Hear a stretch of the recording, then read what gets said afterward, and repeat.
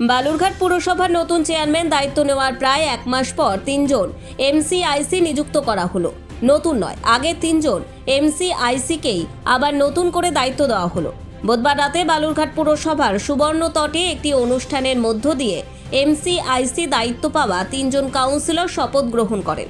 এদিনের অনুষ্ঠানে উপস্থিত ছিলেন বালুরঘাট পুরসভার নতুন chairman Surajit Saha, vice chairman Munmun Kar, Balurghat town Trinamool কংগ্রেসের সভাপতি সুভাষ চাকি সহ অন্যান্য কাউন্সিলর ও পুরকর্মীরা। এমসিআইসি দায়িত্ব পাওয়া মহেশ পারখ, বিপুল কান্তি ঘোষ এবং অনুজ সরকারকে এদিন ফুলের তোড়া দিয়ে সম্বর্ধনা জানানো হয়। এদিনের শপথ গ্রহণ অনুষ্ঠানে তৃণমূলের 15 জন কাউন্সিলর ও 2 জন বাম কাউন্সিলর উপস্থিত ছিলেন।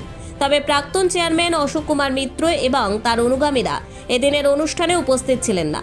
বালুরঘাট পুরসভার 5 জন এমসিআইসি পদ থাকলেও আপাতত 3 জনকে নিয়োগ করা হয়েছে। তবে 3 জনকে এখনও দফতর ভাগ করে দেওয়া হয়নি। আগামী দিনে দ্রুত তাদের দফতর ভাগ করে দেওয়া হবে। এমসিআইসি হওয়ার ফলে চেয়ারম্যানের কিছুটা হলেও কাজের চাপ কমবে। এদিকে দায়িত্ব পাওয়া 3 এমসিআইসি পুরসভার উন্নয়নের জন্য সকলে মিলে কাজ করবেন বলে তারা জানিয়েছেন।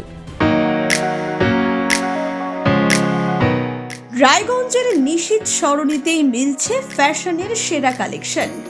রায়গঞ্জবাসীর জন্য একদম পকেট ফ্রেন্ডলি দামে এখন ট্রেন্ডি পোশাক থেকে শুরু করে এথনিক কালেকশন সব একসাথে। হ্যাঁ, আমরা বলছি আজকালের কথা। এখানে মিলছে এক ছাদের নিচে পরিবারের সবার জন্য পোশাক, মহিলা, পুরুষ আর শিশুদের জন্য অসাধারণ কালেকশন। মহিলাদের জন্য মন কাড়া শাড়ি, ব্লাউজ আর এথনিক কালেকশন। পুরুষদের জন্য ফর্মাল ও ক্যাজুয়াল ট্রেন্ডি পোশাক। শিশুদের জন্য রঙিন, আরামদায়ক ও ফ্যাশনেবল পোশাক যা ছোটদের মুখে হাসি ফোটাবে। শুধু বৈচিত্র্যময় কালেকশন নয়, এখানে দামের সঙ্গেও পাওয়া যায় নিশ্চয়তা। সাশ্রয়ী দামে গুণমানে সেরা পোশাক পাওয়ার জন্যই আজকাল রায়গঞ্জের মানুষের আস্থার জায়গা দখল করেছে।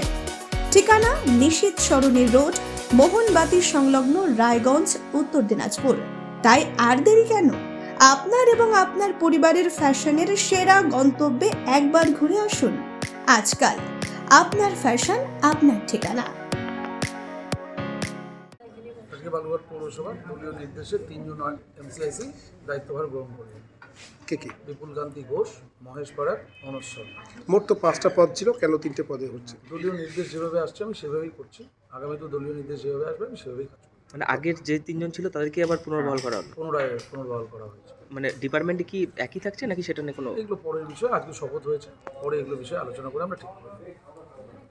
কি অসুবিধা হচ্ছে আর এখন কি? এটা খুব স্বাভাবিক ব্যাপার।